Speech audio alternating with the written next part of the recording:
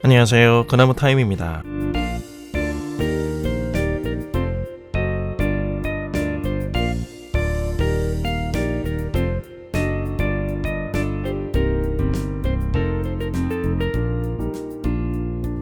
우리가 신앙에서 가장 경계해야 될 것은 성경 해석의 오해로 인한 익숙해진 형식의 관성입니다.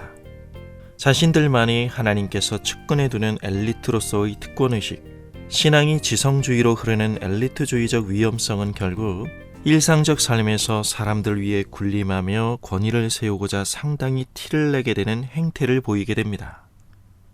유대 민중의 히브리 정신을 이끌며 유대 사회의 지도층을 형성했던 바리새인들과 율법 교사들의 권위는 그들이 율법에 대하여 갖는 지식에 근거한 것이었습니다. 하지만 성경이 능통했던 그들의 자부심에도 불구하고 하나님의 의도와는 전혀 관계없이 신앙에 대한 어떤 정형화된 이미지를 갖는다는 말입니다.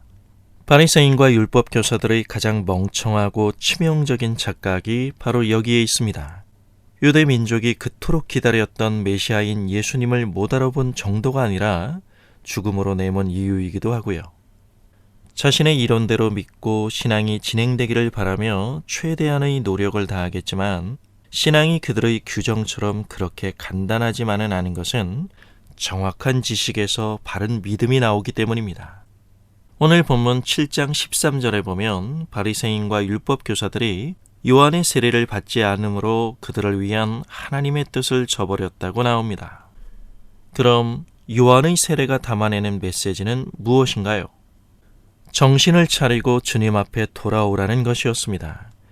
이 소리에 응답한 사람들, 쉽게 말해 내 주제 파악을 한 사람들을 예수님께서는 주님의 지혜의 자녀들이라고 말씀하십니다. 어리석게 새긴 자신의 비문을 찢고 회개하며 하나님의 은혜 앞에 나아오라는 것이었습니다. 하나님의 이 은혜인 예수 그리스도를 조소오랜 시선으로 배척한 세대의 반항적이고 변덕스러우며 거부하는 불신의 태도를 예수님은 장터에 앉아 서로를 향하여 고함치는 아이들의 비유를 통해서 말씀하십니다. 예수님의 비유 속에 이 아이들의 불만은 뭐였나요? 우리가 피리를 불어도 너희는 춤추지 않고 곡을 하여도 너희가 울지 않는다는 거였습니다. 다시 말해 그 안에 숨쉬고 있는 내막은 침례 요한과 예수님이 자신들의 기대를 저버렸다는 항변입니다. 자신들이 이미 규정한 모든 것을 요한은 분리된 광야에서 마치 자신들과 동떨어진 이상한 모습으로, 예수님은 일상에서 죄인들과 세리 그리고 남녀노소를 불문하고 가장 가까운 친구이자 동반자가 되어주는 그런 예수님을 보면서 자신들의 종교적 기준에서 구별되지 않는 세속적인 모습으로 율법 규정을 벗어 집어 던졌다는 이유입니다. 바리새인과 율법 교사들로 비롯되는 세대가 자신들의 기대치에 맞추어 요한과 예수님께서 행동하지 않았다는 것이죠. 그래서 자신들의 규정에 예스맨이 되지 않는 요한도 싫고 예수님도 싫다는 말입니다. 그들은 그 스트레스를 정통이라는 이름으로 예수님과 침례 요한을 거세게 비난하고 공격하는 데 사용한 것입니다.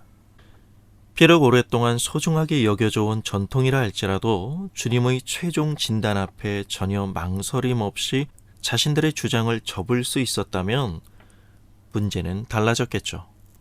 요한과 예수님이 마음에 들지 않았던 그들은 정작 성경에 능통한 것 같았으나 실은 성경에서 하나님의 목소리를 전혀 이해하지 못했던 것입니다.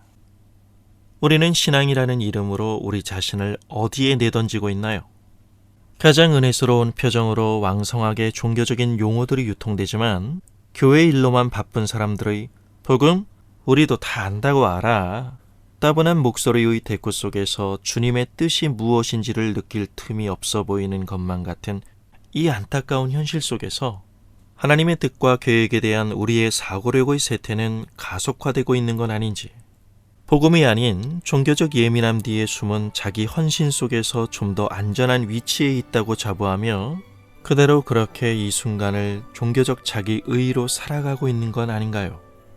좀 더 치밀하고 집요하게 나의 신앙의 근거가 어디에 서 있는지를 돌아볼 수 있을 때 자신들의 이기적 관심 때문에 바로 눈앞의 자신들을 향한 하나님의 은혜를 외면했던 슬프고도 아프게 새겨진 그 사람들의 기록은 다시 반복되지 않을 수 있을 것입니다. 감사합니다.